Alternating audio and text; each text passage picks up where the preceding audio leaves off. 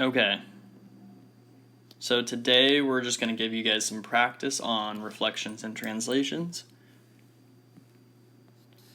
And I'll be going over the directions, maybe a couple, just to get you guys started, but I want this to be your practice day. Okay? So this first one, we're going to graph the image using the transformation given. These are all going to be reflections for the first four. Okay? So it says reflect across the y-axis. So I'm going to draw my line of reflection across the y-axis. That's the first thing I would do if I were you. And then we're going to plot that point. That's 2, -1. So that point is going to be C. Okay? So we have to reflect that across the line of reflection, which is the red line. I'm going to count 1, 2 spaces away from that red line, and I'm just going to flip it over, count 2 spaces away from the red line on the other side, and I'm going to label that point C prime. Okay? That's all you have to do. It's just reflect it over that line of reflection, almost like hopping over the fence, just the same distance. Okay? You guys will do that same sort of process for all of these. For number 3, it's an entire shape, so you just do 3 different points. Okay? Not really too different from what I just did. So in this next set of directions, we have to write a rule to describe the translation in coordinate notation. So now, if you read the word carefully, you're doing a translation. Okay? So if you look, you have an original point that I just labeled green, and it's getting translated to that blue point that is colored purple over there. So what I would do is I would just count how many spaces right and how many spaces up that went, since it is going in the right and up direction. So I'm going to count 1, 2, 3, 4. It went 5 spaces to the right. Okay? Then it went 1, 2, 3 spaces up. Okay? If you're going 5 to the right and we're trying to write it in coordinate notation, then I got to write it as an x and y value, right? This is for number 3. If I'm going 5 to the right, that means I need to be adding 5 to my x values, right? If I was going 5 to the left, what would I be doing?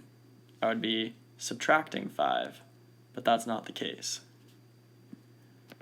And then since I'm going up by 3, I'm going to be adding 3 to my y values. Remember, up and down controls the y values. If I was going 3 down, then I'd be subtracting 3 from my y values. Okay, so that's the answer for number 5. We'll go to number 9 because that's where the directions change again. It says graph the image using the figure of the transformation given. So this time they give you the figure or the shape and they ask you to go 5 units to the left, 3 units up in a translation. Okay? So I'm just going to take that shape, go 5 units to the left, 3 up, point by point. Okay? So I'll do H first. 1, 2, 3, 4, 5. And then I gotta go 3 up. 1, 2, 3. Erase this stuff. So there's my H prime. There's my new point. Do the same thing for G. 1, 2, 3, 4, 5 to the left, 3 up. There's G prime. Do the same thing for I. 5 to the left, 1, 2, 3, 4, 5, 3 up, 1, 2, 3. So once you get the hang of it, it's kind of a nice pattern there. Connect your points. And the shapes should still be the same size. You're just sliding it 5 to the left, 3 up in this translation. Okay? For number 11, it's still the same sort of deal. You're translating shapes, right? Translation means sliding around. This time, they decided to give you the directions in coordinate notation. So you got to decipher, what does that mean? If I'm adding 1 to my x values, that means I'm going 1 to the right. So I'll just say 1 right. And then if I'm adding 5 to my y values, I'm also going 5 up. Okay? So just take your shape, go 1 to the right, 5 up. 1 to the right, 5 up. There's my t prime. 1 to the right, 5 up. There's my s prime. 1 to the right, 5 up. There's my u prime.